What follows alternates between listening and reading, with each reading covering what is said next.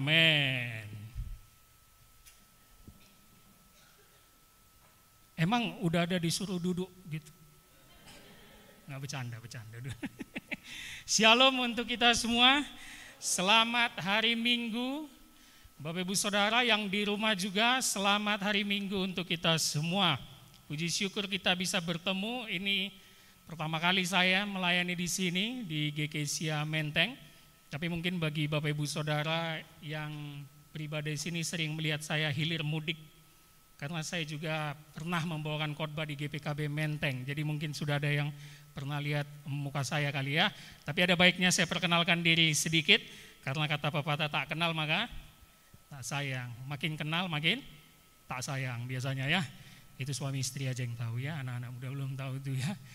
Oke, nama saya Harold Pardede. Batak asli, anak Medan pula. Ya, saya sudah menikah sama istri saya depan, dikaruniai seorang putri, istri saya Boru Pangaribuan. Ya, jadi saya Pardede, istri saya Boru Pangaribuan. Saya menggembalakan di Gembala Perintisan Gereja Kristus Tuhan Indonesia namanya GKTI.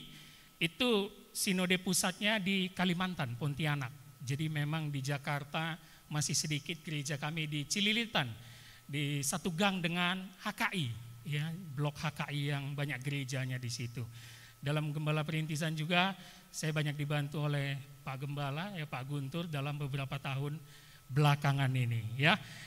Mungkin itu aja. Sebelumnya saya juga pernah sebagai profesional, Bapak Ibu Saudara. Jadi saya ini 5 tahun dulu bankers, ya. Kalau istilah orang teologi terpanggil, makanya jadi pendeta. Dan sekarang full time melayani Tuhan, meninggalkan pekerjaan. Mudah-mudahan suara yang memanggil saya betul-betul memakai saya ya. Oke, tema kita pada minggu pagi hari ini adalah dirancang dengan sempurna. Dirancang dengan sempurna. Mari kita buka Alkitab kita dari kitab Kejadian pasal 1 ayat 26 sampai 31. Saya ingin mengajak Bapak Ibu Saudara membacanya secara bergantian. Saya mulai dengan ayat 26, nanti Bapak Ibu Saudara 27, dan ayat 31 nanti kita sama-sama membacanya. Kejadian pasal 1, 26 sampai 31. Yang sudah dapat katakan amin. Sudah semua ya, bawa Alkitab semua ya. Kitab suci, handphone suci boleh, semua dibuka ya. Kejadian pasal 1, 26 sampai 31, beginilah firman Tuhan. Berfirmanlah Allah, baiklah kita menjadikan manusia menurut gambar dan rupa kita, supaya mereka berkuasa atas ikan-ikan di laut dan burung-burung di udara, dan atas ternak dan atas seluruh bumi dan atas segala binatang melata yang merayap di bumi.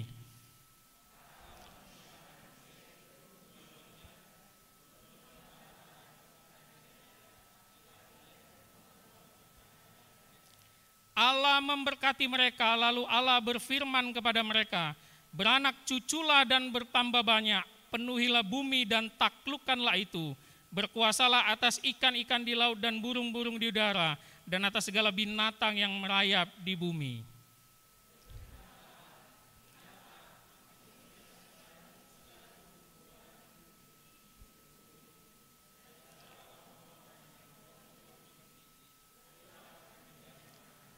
Tetapi kepada segala binatang di bumi dan segala burung di udara dan segala yang merayap di bumi yang bernyawa, kuberikan segala tumbuh-tumbuhan hijau menjadi makanannya.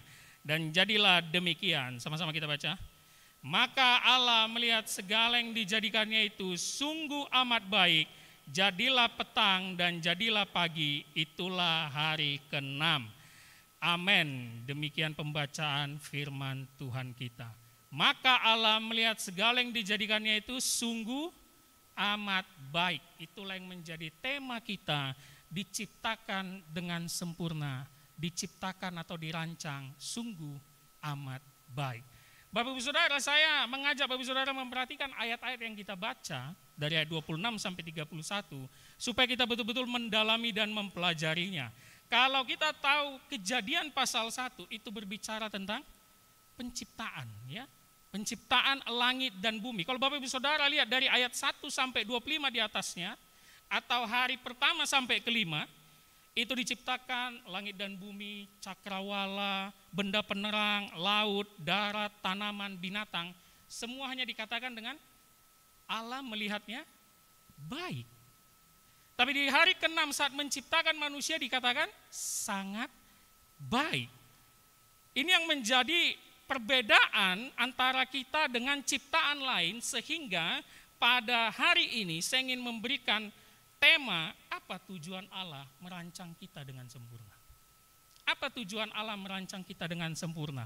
Tentulah pembacaan konteks kita ini tidak terlepas dengan Kejadian pasal 3 saat manusia jatuh ke dalam dosa. Sehingga kita tidak sempurna lagi.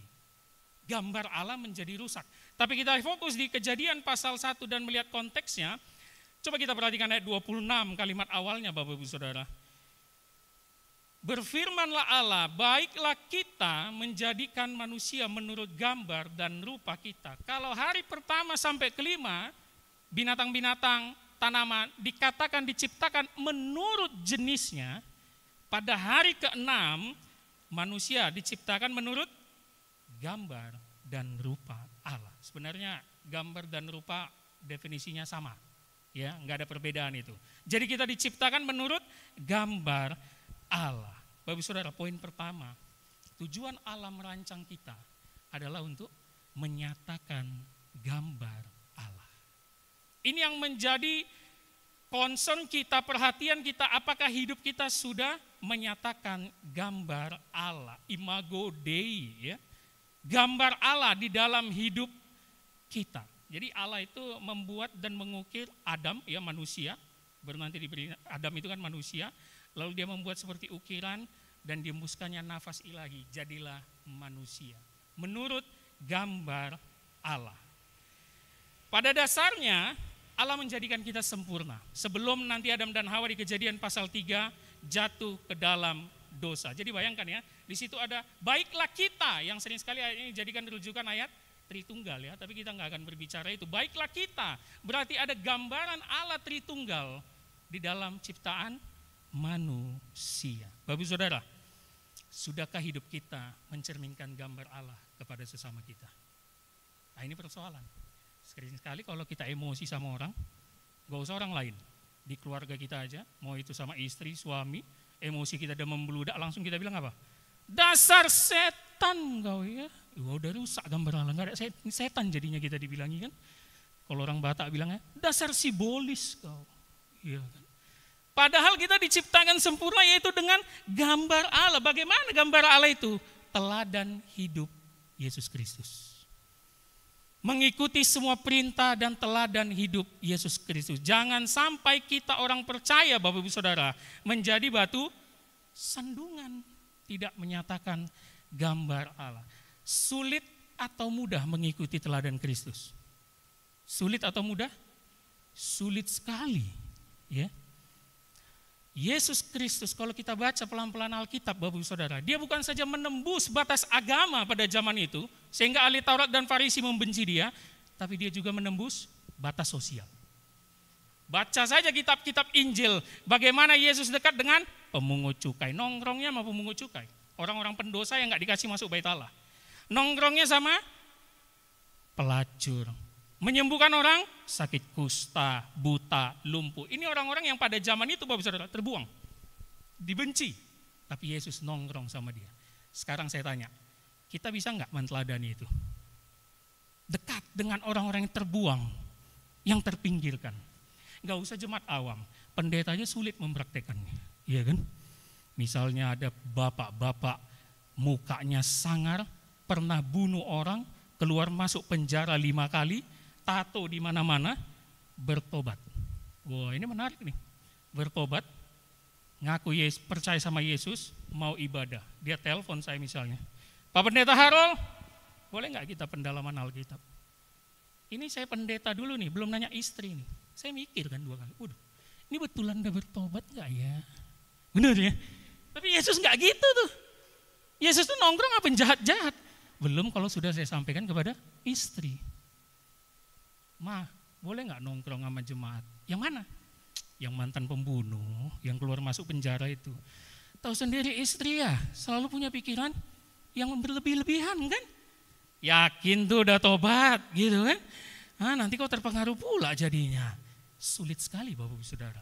Inilah yang menjadi PR kita, yang menjadi tugas kita supaya kita memberikan teladan dan gambar Allah kepada orang lain. Saya suka apa yang dikatakan oleh Mahatma Gandhi, aktivis kemerdekaan agama Hindu ya, Mahatma Gandhi agama Hindu. Dia ini terinspirasi melakukan tindakan keadilan, pada waktu itu ada politik apartheid, perbedaan kulit, tapi dengan tanpa kekerasan. Tahu nggak di dalam bukunya dia bilang apa? Saya terinspirasi dari khotbah Yesus di bukit. Tanpa kekerasan. Suatu kali Mahatma Gandhi bersama temannya pergi ke suatu gereja ya, di Inggris Britania Raya. Tiba-tiba di depan penyambut tamu dan usher langsung menolak. Bapak nggak boleh masuk. Kenapa? Bapak kulit hitam, gereja ini khusus kulit putih. Maka itu Mahatma Gandhi mengeluarkan suatu quote atau kalimat, tahu nggak Bapak Saudara apa dia bilangnya? Saya suka Kristusmu, tapi saya nggak suka dengan orang Kristen. Kenapa? Karena Kristen tidak seperti Kristus yang mereka sembah. Waduh, itu di googling ada juga tuh kata-kata Bapak Saudara, coba aja nanti googling. Saya suka Kristusmu, tapi aku nggak suka dengan orang Kristen karena dia mau masuk gereja diusir Bapak Saudara hanya gara-gara perbedaan kulit.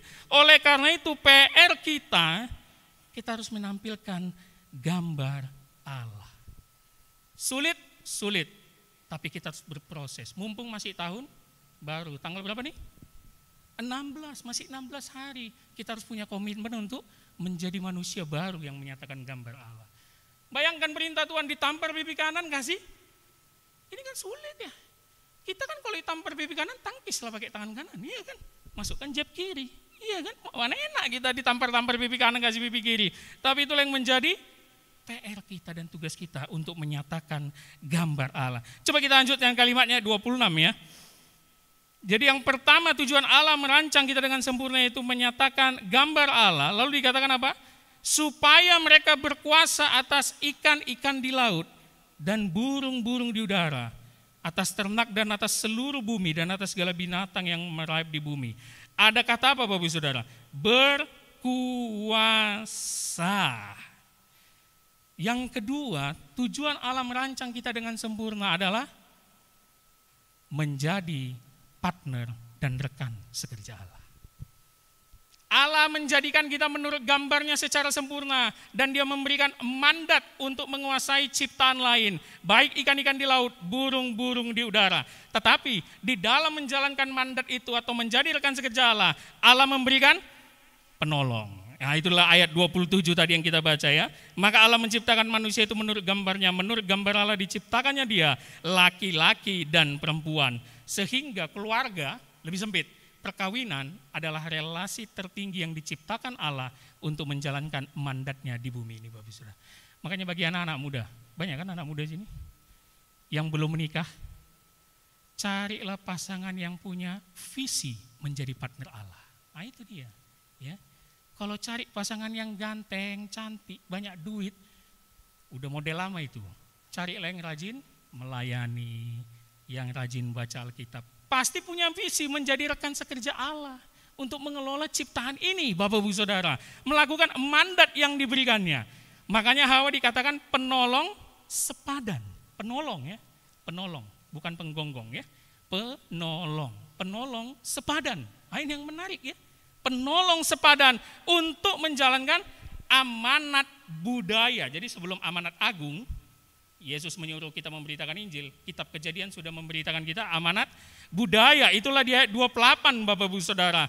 Allah memberkati mereka, lalu Allah berfirman, beranak cuculah, bertambah banyak, penuhilah bumi dan taklukkanlah itu. Lalu dikatakan lagi ada kata apa? Berkuasa. Sering sekali beranak cucu sini dipakai ya, ini mamaku nih sering pakai nih. Kita orang bilang begini, banyak anak banyak rezeki. Itu ada ayatnya tuh, Kejadian pasal 1. Harus beranak cucu. Loh kan konteksnya masih Adam dan Hawa ya. Manusianya belum banyak.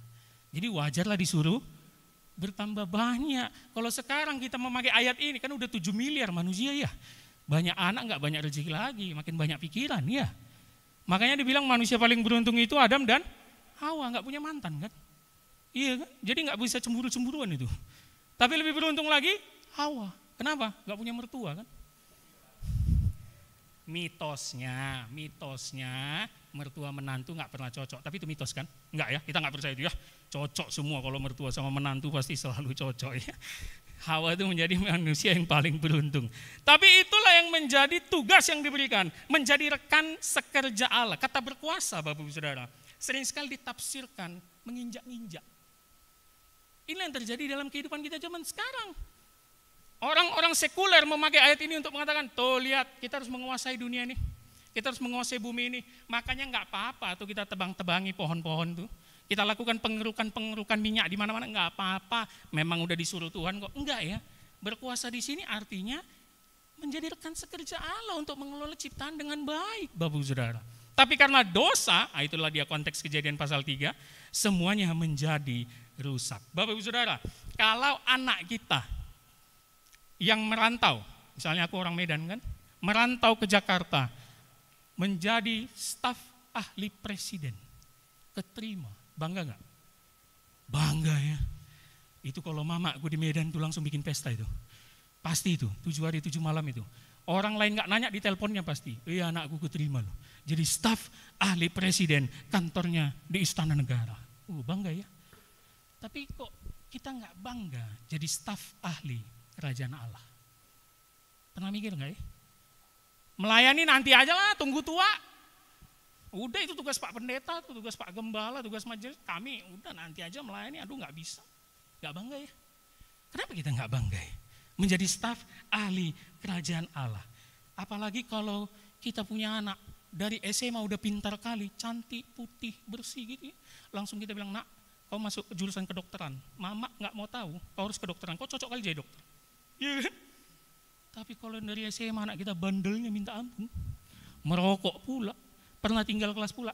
Kau jadi pendeta aja kau. Kalau kau cocok jadi pendeta kau ini cocok jadi pendeta, nggak bisa dibilangin kau jadi pendeta aja kau. Kok pelayan Tuhan buangan ya? Makanya ketika orang nanya sama aku, Pak Aro, kenapa tinggalkan pekerjaan di bank yang udah enak dapat gaji, sekarang full time melayani Tuhan? Biar ada pendeta yang betul-betul melayani Tuhan, walaupun meninggalkan uang yang banyak. Biarin. Supaya pendeta nggak dipikir buangan aja kan? Kenapa? Menjadi staf ahli kerajaan Allah, itu tugas yang sangat mulia. Melayani Tuhan di mimbar ini adalah tugas yang sangat mulia.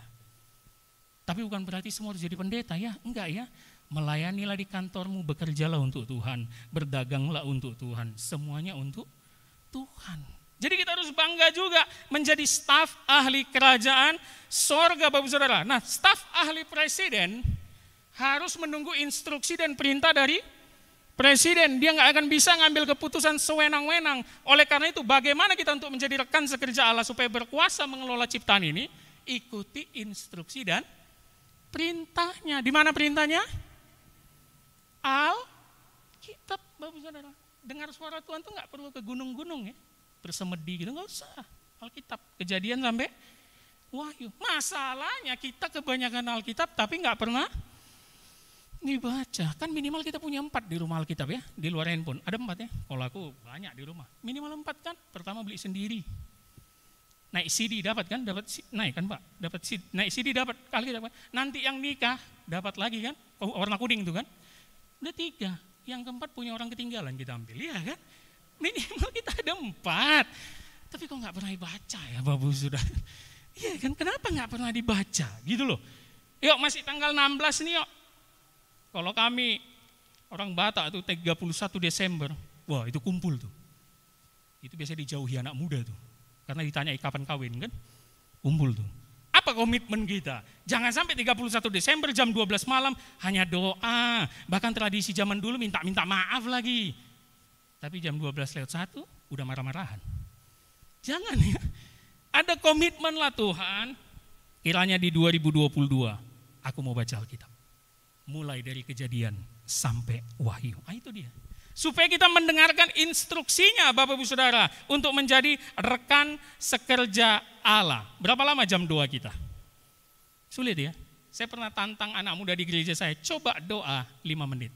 Bingung dia mau ngomong apa lagi. Karena doa kita selama ini shopping list. Tuhan berkati aku, Tuhan berkati anakku, berikan aku umur yang panjang lah Tuhan, jauhkanlah COVID ini daripada aku, biarkanlah uang kami banyak, Tuhan berikan kami rumah, berikan shopping list semua sama Tuhan kan.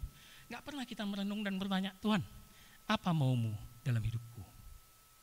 Kalau rajin berdoa, gak baca Alkitab, sama saja. Karena kalau mau dengar suara Tuhan dan jawaban doa kita, harus dari Alkitab, Bapak Saudara, harus dari Alkitab. Jadi itulah yang menjadi keinginan kita, supaya kita bisa menampilkan gambar Allah, mengasihi sesama, dan menjadi rekan sekerja Allah untuk mengelola ciptaan ini. Saya ada kesaksian, dulu mantan nasabah saya, seorang ibu, ya, dia menabung di bank saya, dia agama seberang, bukan Kristen, non-Kristen. Tapi ibu ini menikah dengan suami yang beragama Kristen. Jadi mereka dua agama Bapak Saudara, dan sudah sah dua agama, karena gak ada yang mau ngalah. Sewaktu saya sudah jadi pendeta, ibu itu sering sharing-sharing. Ibu ini orang yang terbuka sekali, terbuka dengan ajaran agama manapun dia terbuka ibu ini, walaupun dia non-Kristen. Suatu ketika suaminya iseng aja ngajak, "Ma, ikut itu yuk KKR, ada KKR tuh di situ, kita ikut aja."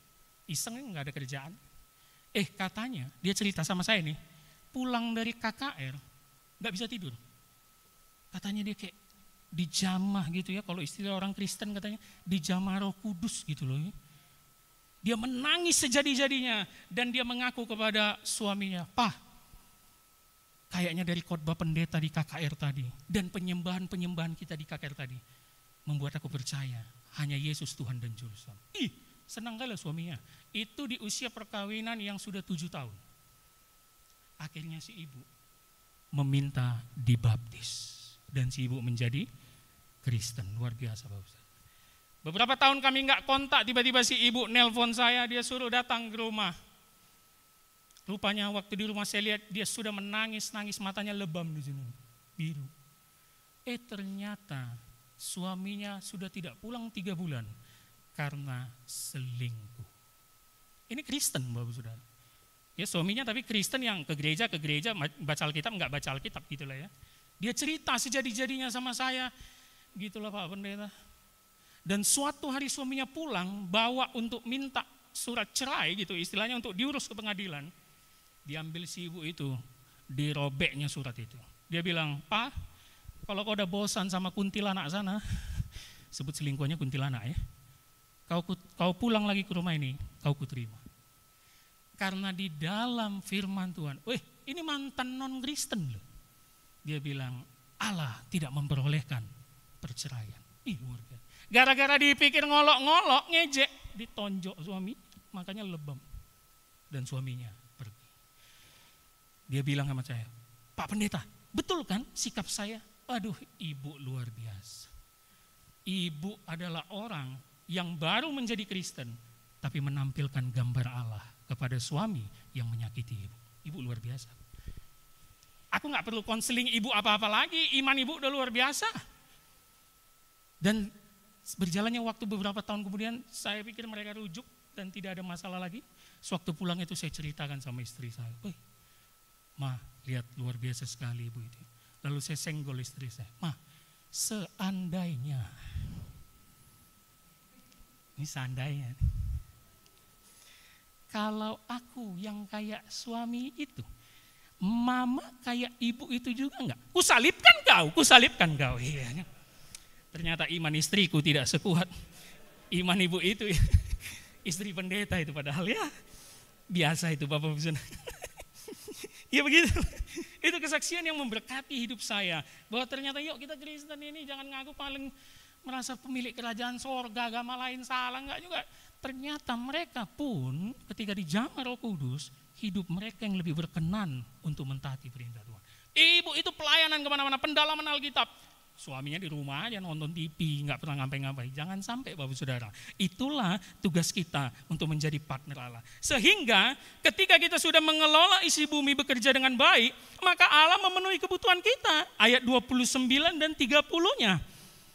Berfirmanlah Allah, "Lihat aku memberikan kepadamu segala tumbuh-tumbuhan yang berbiji di seluruh bumi dan pohon-pohonan." Lalu ayat 30-nya, kepada binatang juga diberikan makanan. Kepada segala binatang di bumi dan segala burung di udara yang merayap, kuberikan segala tumbuh-tumbuhan hijau menjadi makanannya. Ternyata Bapak Saudara, ketika kita betul-betul menjadi partner Allah, bekerja mengelola bumi ini, yang mendapat keuntungan bukan kita yang tercukupi rezeki dan makanan, tetapi seluruh ciptaan.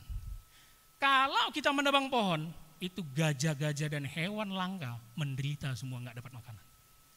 Makanya ini amanat budaya yang diberikan kepada kita, supaya kita jangan menginjak-injak dan merusak lingkungan, karena semua diciptakan sempurna.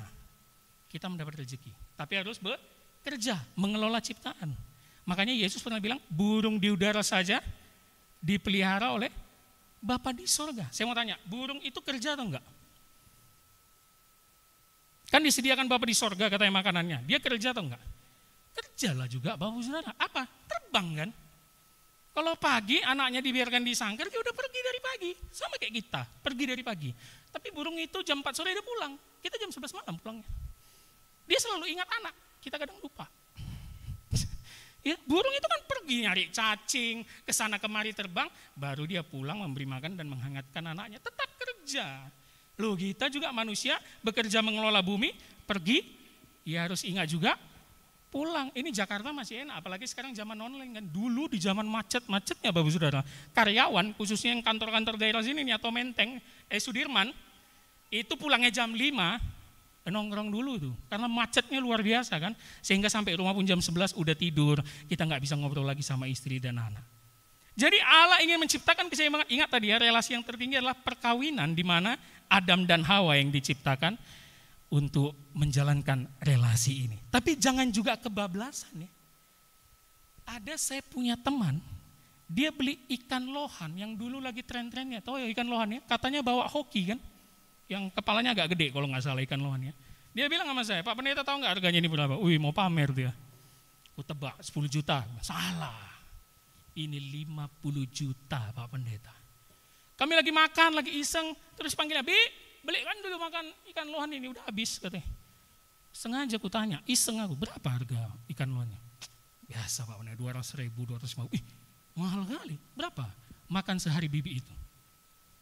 20.000 Pak Pendeta. Ih, lebih mahal makan ikan lohan daripada makanan bibi itu.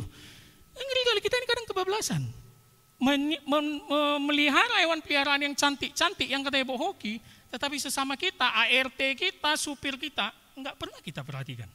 Padahal Yesus itu mati untuk manusia kan, dia enggak pernah mati untuk ikan lohan. Enggak peduli dia. Dia itu mati untuk ART kita yang beda agama. Dia mati untuk supir kita yang beda agama. Maka kasihilah mereka terlebih dahulu. Jangan sampai yang hewan-hewan peliharaan terlebih dahulu. Saya tidak melarang kita memelihara hewan peliharaan. Tidak ada masalah dengan itu. Tapi harus kita ciptakan keseimbangan. Bahwa yang paling penting adalah sesama kita manusia. Jangan sampai kebablasan Bapak Ibu Saudara. Jangan ikan lohannya mati, muka kita pucat, nggak semangat kerja kan. Istri kita sakit, biasa aja kita. Itu kan bahaya ya.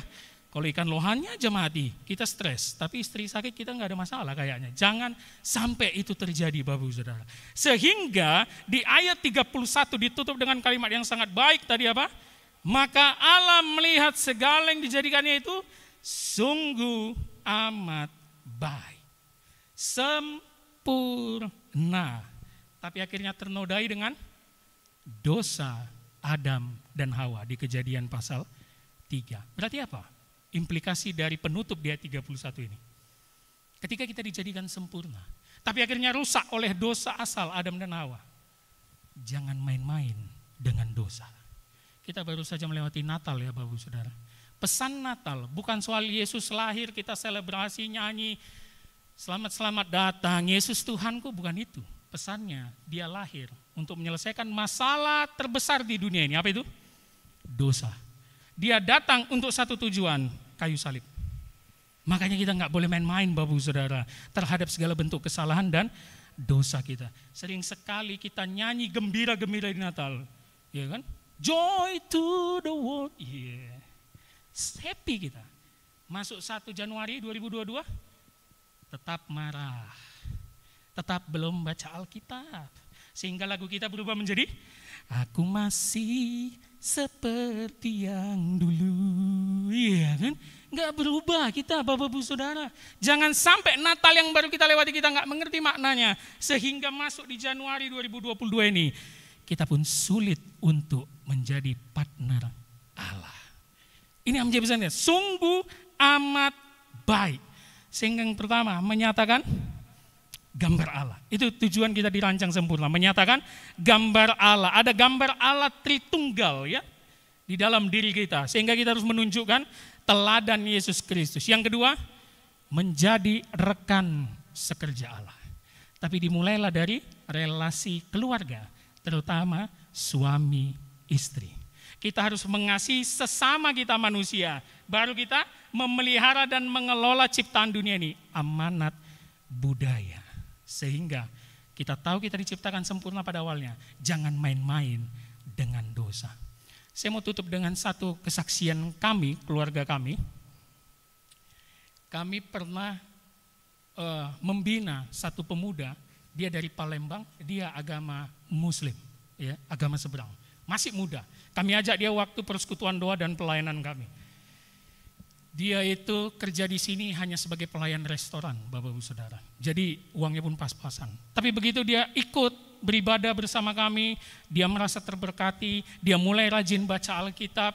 Dia bilang sama saya, "Bang, boleh enggak aku masuk ke Kristen?" Aku bilang, "Jangan dulu. Pelajari dulu, lihat dulu orang-orang Kristen." Karena dia bilang, kok orang Kristen ada yang jahat juga ya Bang? Jangankan ada, banyak bahkan, ya kan?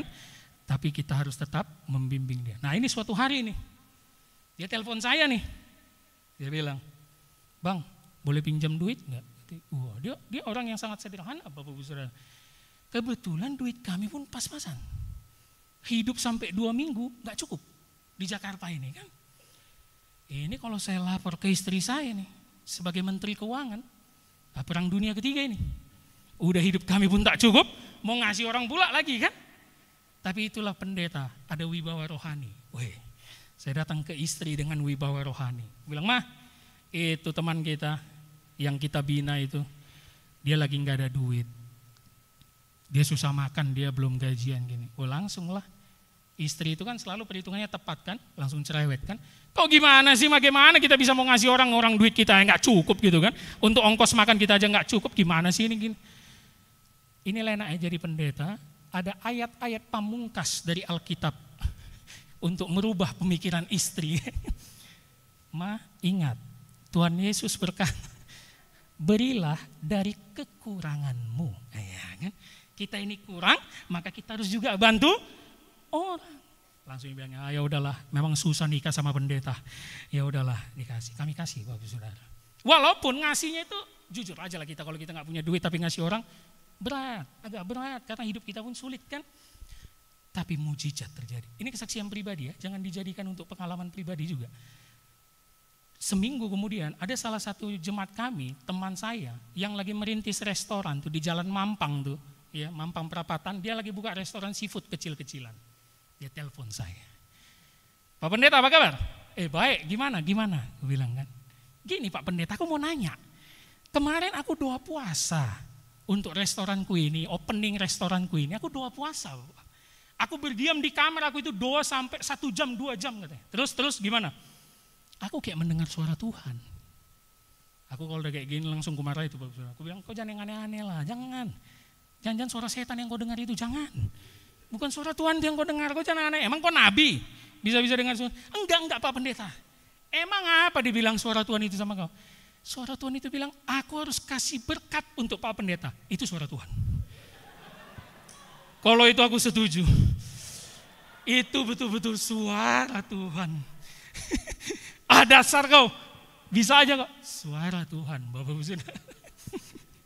Tanpa berpikir panjang, dia kenal istri saya, dia membagikan berkat untuk kami.